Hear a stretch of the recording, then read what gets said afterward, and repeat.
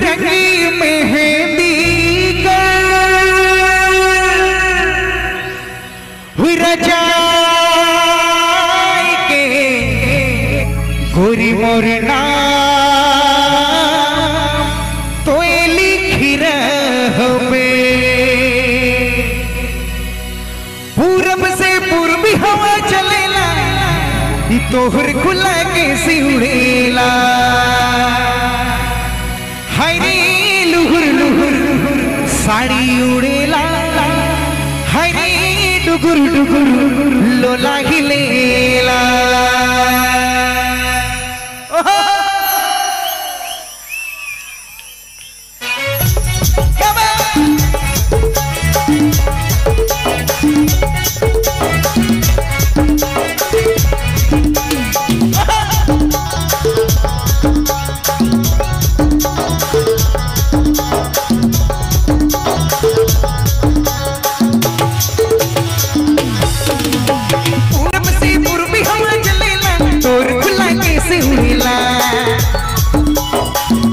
पूरब से पूर्वी हवा चलेला तोर खुला के सिंधेला हरी हरी लुहुर लुहुर साड़ी उड़ेला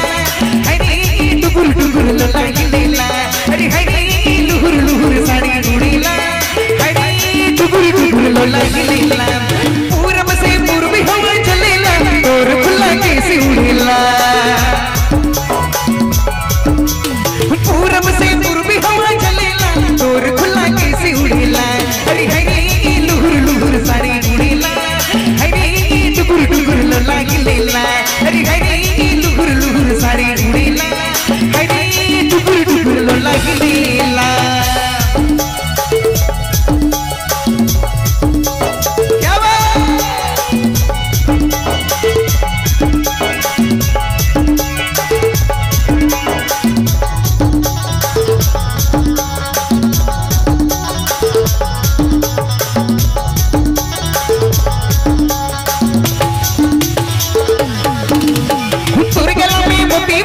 नीलू तो के चाहिला तुर गला में मोती माला भरेला देखी नीलू तो के चाहिला हरी हरी लुहुर लुहुर साड़ी उड़ेला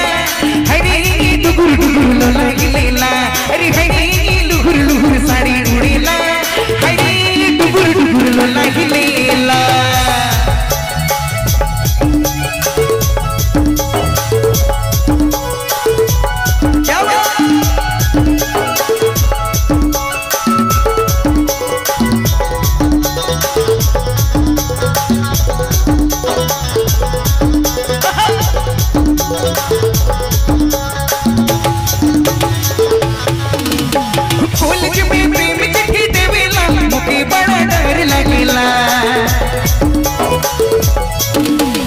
कॉलेज में प्रेम चिट्ठी देवेला मुके बड़ा डर लगेला हरी हरी लुहुर लुहुर साड़ी उड़ेला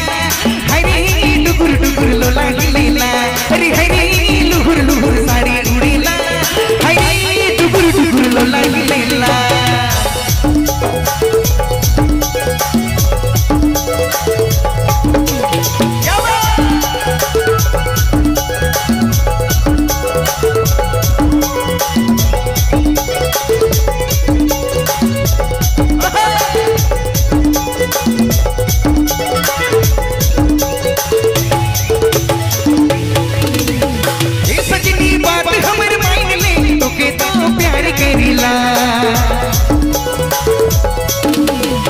सच की बात हमर माइन जा दिलो जान से तो चाहिला हरी हरी